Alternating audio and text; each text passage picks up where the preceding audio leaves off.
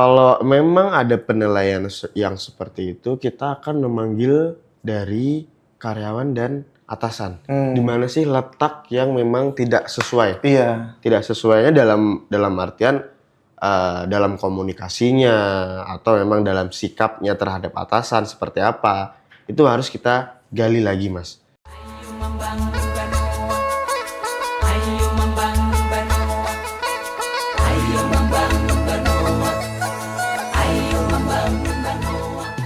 Halo Sobat CBI, kembali lagi di CBI Podcast.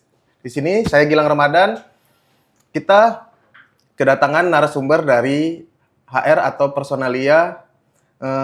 Di sini kami akan membahas tentang administrasi karyawan baru, absensi, dan high risk. Mohon Mas Haris perkenalkan dulu namanya, Mas Haris. Halo, selamat siang Mas Gilang dan Sobat CBI.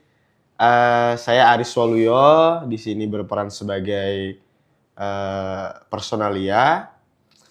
Untuk siang ini senang sekali saya bisa berbagi di CBI Podcast. Ya Mas Haris, boleh nggak jelaskan tentang HR atau Personalia itu apa Mas Haris? Kalau di dunia HR khususnya di Personalia itu kita tidak hanya untuk pengelolaan SDM saja, tapi ada yang pengelolaan absensi terkait dengan cuti, terus untuk pengembangan karir karyawan, terus untuk bisa juga terkait dengan pelaksanaan peraturan yang harus ditaati oleh karyawan yang ada di perusahaan. Jadi untuk absensi itu Mas Haris, untuk sistem di perusahaan kita itu gimana ya Mas Haris? Kalau di tempat kita sendiri pun di sistem absensi itu sudah menggunakan fingerprint dan juga sudah menggunakan sistem HRIS, di mana dengan menggunakan fingerprint tersebut kehadiran secara objektif dan real time itu sudah pasti dan itu bisa masuk ke sistem semuanya. Oh, berarti tidak bisa dimainkan gitu ya, bisa benar. nggak kayak kalau untuk keakuratan sistem itu Mas Haris? Kalau keakuratan tetap kita perlu yang namanya pengecekan juga setiap harinya dan tidak kita selalu berpatokan pada sistem itu terus. Kita juga harus memonitor sistemnya. Itu sistemnya masuk ke aplikasi atau apa gitu Mas Haris? Jadi sistem untuk di presensi itu kita punya yang namanya alat yaitu namanya fingerprint. Mesin fingerprint itu nanti akan mengakomodir terrekodnya presensi karyawan dan baru masuk ke sistem HRIS. HRIS nih ya Mas Haris ya. Oh, berarti HRIS ini bisa dibilang otaknya ya Mas Haris ya? Benar Mas, karena memang di situ posisinya semua fingerprint karyawan terrecord dan masuk ke sistem HRIS. Kalau misalnya karyawan sudah absen atau pinjer nih Mas Haris, tapi di data itu nggak ada, itu biasanya tips karyawan pinjer itu gimana Mas Haris? Jadi gini, kalau terkait hal itu memang banyak terkadang karyawan yang merasa sudah melakukan fingerprint, tetapi pada saat pengecekan di mesin fingerprint ataupun di sistem itu tidak ada. Tetapi kita harus menyampaikan kepada karyawan itu dengan baik, transparan, dan objektif agar karyawan tidak salah menerima dan karyawan tersebut bisa berkembang dan takutnya nanti kalau kita sampaikan dengan penyampaian yang terlalu tinggi atau terlalu itu nanti takutnya dari karyawan tidak percaya lagi dengan sistem ataupun dengan di sistem HRIS-nya itu. Oh iya berarti itu ya. Tadi Mas Haris juga ada bilang nih tentang cuti dan izin sakit. Kalau di perusahaan ini sistem cuti dan izin sakitnya itu gimana Mas Haris? Cuti memang hak karyawan Mas ya. Iya. Jadi di tempat kami itu sudah menggunakan yang namanya sistem HRIS juga. HRS juga ya. Jadi cuti karyawan itu sudah masuk ke sistem HRIS dan tetap mengikuti prosedur, yaitu dengan karyawan penginputan, terus di-approve atasan 1, atasan 2, baru nanti dari kami personalia bisa memverifikasi cuti tersebut. Kalau untuk izin sakitnya? Kalau izin sakit juga sama Mas, itu di-input juga di sistem HRIS, tetapi wajib melampirkan yang namanya surat keterangan sakit dari dokter. Oh iya. Itu wajib memang harus diupload karena itu sebagai arsip kami dan juga sebagai bukti bahwa karyawan itu benar-benar dalam kondisi sakit. Kalau untuk izin dokter itu ada misal dokter yang sudah bekerja sama dengan perusahaan atau gimana maksudnya? Kalau hal yang itu memang harus dari dokter, Mas, dari dokter dari rumah sakit. Kalau misalkan kayak cuman kayak klinik itu yang memberikan perawat, itu tidak boleh. Oh, tidak bisa ya? Iya, harus benar-benar dari dokter. Oh. Tapi kalau emang itu dari rumah sakit ataupun klinik di luar perusahaan tidak apa-apa. Cuman memang wajib dari dokter. Dokternya langsung Tidak ya? boleh dari perawat ataupun bidan atau tenaga kesehatan lain selain dokter. Mm-mm. Oke, lanjut ya Mas Haris. Saya ingin bertanya tentang mutasi karyawan nih Mas Haris. Boleh. Jadi kalau di perusahaan ini sistem mutasinya itu gimana dia? Jadi mutasi itu bukan hanya sekedar perpindahan posisi, Mas ya. Jadi prosesnya itu harus disetujui oleh atasan 1, atasan 2, baru kita proses untuk SK mutasinya di HR. Karena ketika kita memutasikan karyawan, itu bukan hanya berdampak terhadap organisasi aja, tapi juga berdampak kepada tim-tim yang ada di lapangan ataupun yang ada di kantor pusat. Di situ jadi dari atasan lama ataupun atasan baru juga sudah tahu, oh orang ini yang akan dimutasikan siapa. Ada penilaiannya Iya. gitu ya Mas Haris ya. Jadi harus benar-benar antara atasan 1, atasan lama dan atasan baru itu copy terkait dengan mutasi karyawan tersebut. Tentang masa percobaan karyawan baru nih. Jadi penentunya itu gimana kalau di perusahaan ini Mas Haris? Jadi untuk karyawan baru itu Mas, kita ada evaluasi yang dilakukan oleh atasannya. Di mana atasannya memberikan penilaian berdasarkan kinerja, sikapnya terhadap perusahaan. Ketika memang dari penilaian tersebut dinyatakan lolos, kita akan proses di SK masa percobaan dengan ketentuan lolosnya. Kalau memang dari atasannya memberikan penilaian tidak lolos, kita proses untuk SK tidak lolos masa percobaan. Dan karyawan tersebut tidak melakukan pekerjaannya di perusahaan ini lagi. Untuk masa percobaan itu sendiri berapa lama? Untuk level staff itu ada di 3 bulan.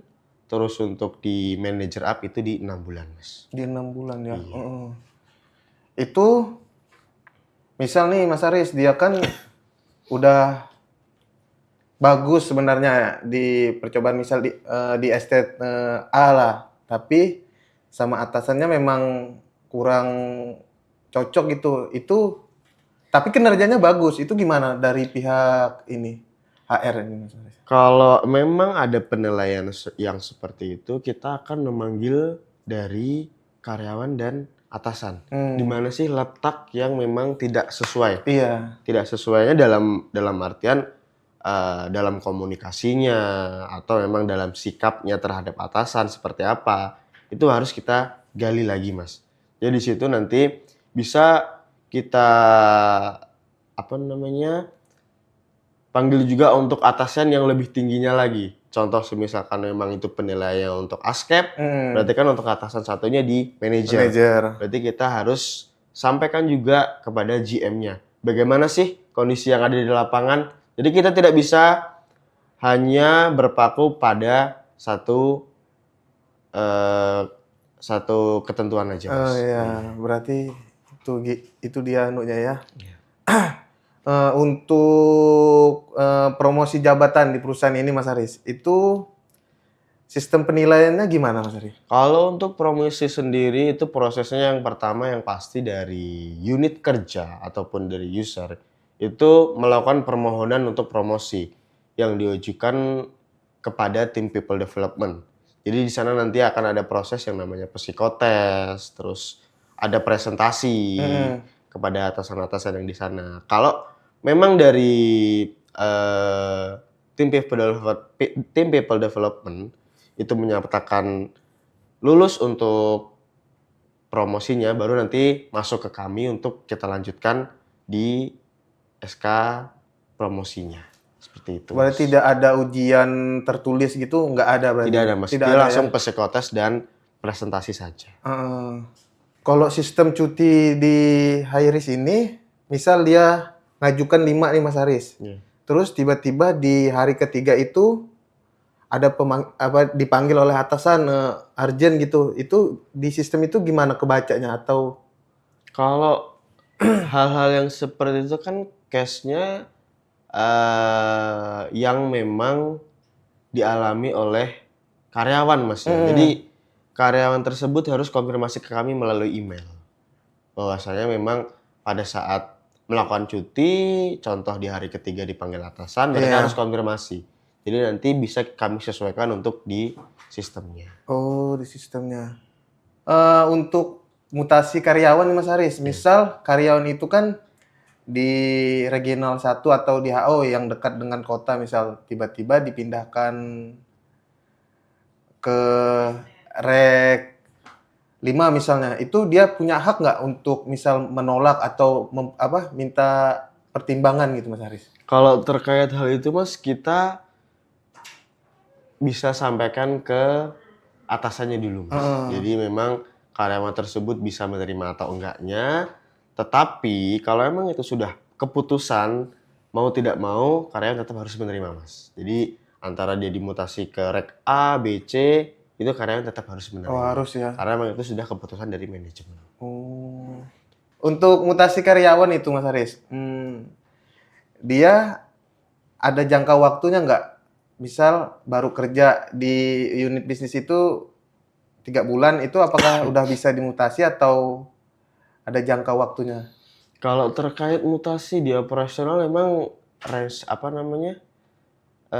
cukup tinggi Mas ya.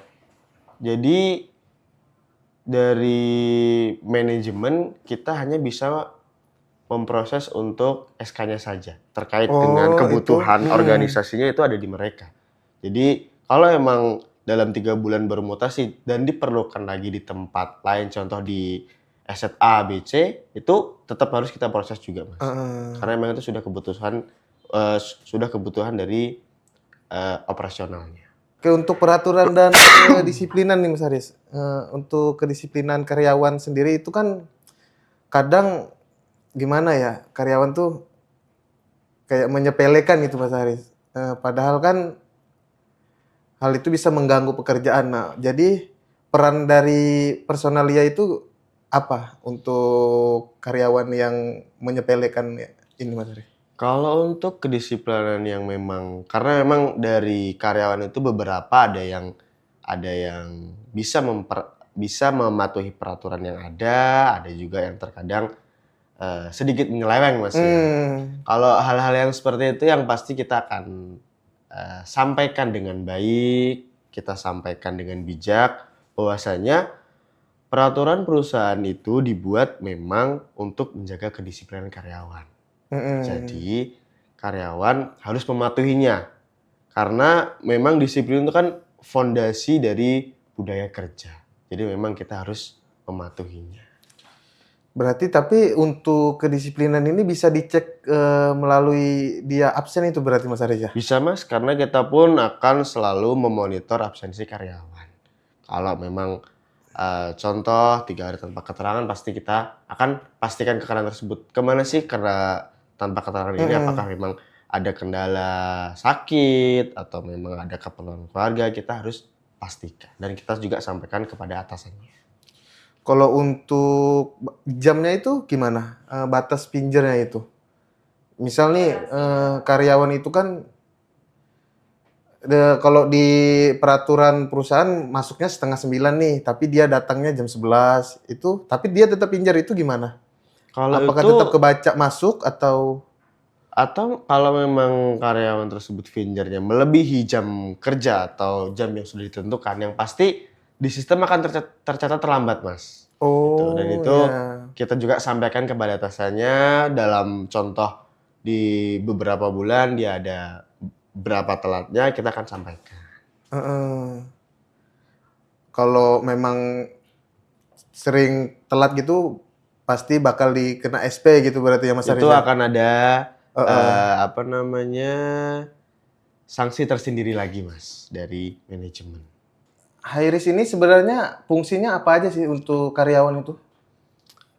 Untuk saat ini di tempat kita, fungsi yang bisa digunakan untuk karyawan itu ada beberapa, contohnya seperti cuti dan izin, untuk melakukan pengajuan reimbursement, ada di SPPD, juga ada di tunjangan sewa rumah. Dan HRS pun bisa terarsipkan secara baik dan terdigitalisasi. Jadi karyawan tidak perlu lagi mengajukan lewat kertas, ngeprint lagi gitu, nggak perlu. Jadi sudah masuk ke sistem semua dari pengajuan, approval, dan dari verifikasinya sudah masuk ke sistem semua. Kalau untuk data karyawan baru estate itu masuknya ke Mas Haris juga ya? Enggak, Mas. Kalau untuk yang di operasional selain level startup itu masuknya dari masing-masing estate. Iya, penggajiannya prosesnya dari mereka sendiri. Jadi di kami itu hanya memonitor untuk jumlah tenaga kerjanya saja untuk pembuatan laporan bulanan dan lain-lain. Jadi setiap bulannya dikirim oleh HR regional yang dikomparasi oleh mereka baru dikirimkan ke kami. Untuk administrasi karyawan baru itu yang di estate itu masuknya ke Mas Haris juga atau gimana Mas Haris? Kalau untuk yang di operasional tuh untuk yang level dari PHL, PHT dan bulanan itu dari mereka sendiri, Mas. Terkecuali untuk yang startup termasuknya ke kami. Kita yang proses. Tapi untuk yang di level PHT dan bulanan serta PHL itu dari mereka. Kami hanya menerima untuk data karyawannya saja untuk keperluan laporan bulanan. Di mana itu yang dikompilasi dari HR regional baru dikirimkan ke kami. Itu di setiap bulannya. Itu setiap tanggal berapa dari regional mengirimkan? Itu dari regional paling lambat pengirimannya di tanggal 6 di setiap bulannya. Di setiap bulan ya. Kalau di CBI ini ada berapa jenis level untuk karyawan itu? Kalau untuk di CBI sendiri, Mas, itu ada dimulai dari PHL, ada PHT, ada bulanan, ada asisten, ada asisten manajer, general manager, dan untuk yang level-level manajerialnya itu dari manajer. Contoh manajer estate, ada GM, ada regional head. Kalau untuk yang di house sendiri itu pastinya ada dev head dan head of division, serta untuk top manajemen itu ada di level direksi, Mas ya. Direksi serta komisaris. Oh, itu ya. Mungkin itu aja dari kami. Jangan lupa ikutin terus CBI Podcast. Saya Gilang, izin pamit. Ya, saya Aris. Semoga apa yang kita sampaikan tadi bermanfaat untuk kita semua. CBI Podcast, Karya nyata untuk negeri. Bumi pertiwi terbentang luas, menanti uluran tangan kita, semaikan